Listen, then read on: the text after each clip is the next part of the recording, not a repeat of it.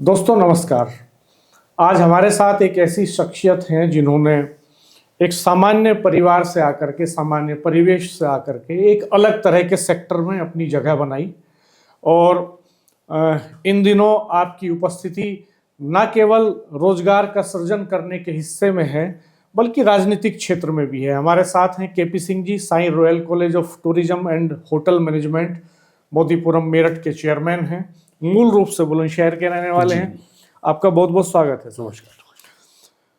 थोड़ा अपनी जर्नी बताइए सर कि कैसे शुरुआत की आपने।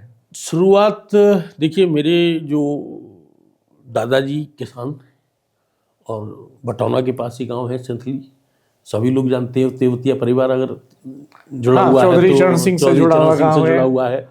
तो किसान परिवार से मेरे फादर निकले और पुलिस में भर्ती हुए जी। और पुलिस में उन्होंने अपने लगभग 40 साल से ऊपर उन्होंने दिए और उनकी जहाँ जहाँ जर्नी रही वहाँ वहाँ हमारी एजुकेशन रही।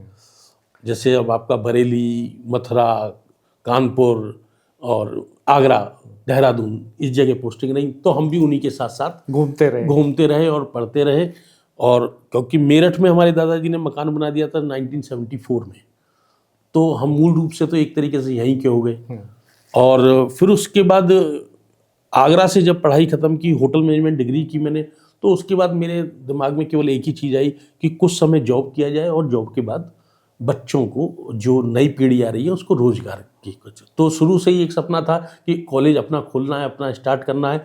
तो लगभग 4-5 साल मैंने जॉब की और जॉब करने के बाद मैंने कॉलेज स्टार्ट की अपने। और कॉलेज स्टार्ट कर मैं इंडियन रेलवे कैटरिंग डिपार्टमेंट में ऑल ओवर इंडिया का जनरल मैनेजर रहा हूँ।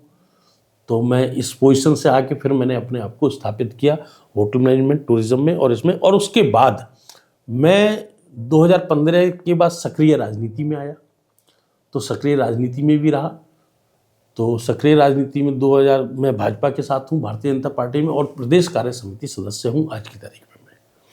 मैं अक्सर देखता हूँ कि आपकी तस्वीरें सोशल मीडिया में दिखाई देती हैं अलग अलग पॉलिटिकल फिगर्स के साथ में, और बहुत सारे महत्वपूर्ण संतों के साथ भी आप दिखाई देते हैं। जी हाँ। तो इसका क्या राज है? ये देखिए, मैंने जो अपने गुरु माना है उनको श्री रामभद्राचार्य जी जगत गुरु हैं।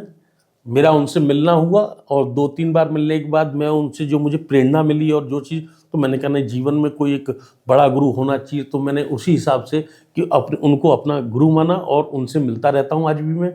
और वो भी मुझे आज भी बड़े प्यार से मेरे को गले लगाते हैं हर बार। आपने मेरे फोटो भी कई बार देखे होंगे, तो हमेशा गले लगाते हुए मिला। तो रामभद्राचार्य जी मेरे प्रेरक हैं और मैं उन्हीं की दृष्टिकोण पे चलना चाहता हूँ। राजनीति में क्या चल रहा है आजकल? राजनीति में देखिए, नए चेहरे आ रहे हैं। आपने जैसे अभी देखा राष्ट्रीय अध्यक्ष आ रहे हैं नवीन नितिन जी, तो नए चेहरे अचानक से। भारतीय जनता पार्टी एक ऐसी पार्टी है जहाँ का कोई भी युवा कार्यकर्ता, कोई भी जो काम कर रहा है, उसको कहीं से भी निकाल के लाया जा सकता है, टिकट दिया जा सकता है। सबसे बड़ी बात, भारतीय जनता पार्टी में परिवारवाद नहीं है, जो कि दूसरी पार्टियों में देखने को मिलता है कि केवल परिवारवाद के ऊपर ही चल रहे हैं, परिवारवाद के अलावा कुछ नहीं देख रहे हैं, केवल अपना घर भरना चाहिए, उसके अलावा कुछ नहीं। और भारतीय जनता पार्टी में कोई परिवारवाद नहीं है। दूसरे एक घर में अगर एक मेंबर विधायक या सांसद है तो उसके घर के दूसरे मेंबर को टिकट नहीं मिलेगा। इसकी केवल 99% ये है, 1% तो थोड़ा कोई हो सकता है, एक परिवार में 2 योग्य काबिल लोग हों तो उनको दिए जा सकते हैं, लेकिन 99% ऐसा नहीं होता है। बड़े बड़े सांसद और बड़ी बड़ी चीज़ें देखी गई हैं। जिस तरीके से प्रधानमंत्री मोदी जी काम कर रहे हैं और योगी जी काम कर रहे हैं, आने वाले समय में ये हिंदुत्व का, एक सनातन का नया चेहरा होगा। ये भारत, पूरे हिंदुस्तान का एक नया चेहरा होगा। पूरे विश्व पटल पर हम लोग छाएंगे और छा के आगे बढ़ेंगे और विश्व पटल पर नंबर 1 की पोजीशन पे ये सनातन धर्म पहुंचेगा एक दिन, क्योंकि पूरी दुनिया सनातन धर्म को अपना रही है। आप अपने लिए क्या संभावनाएं देख रहे हैं?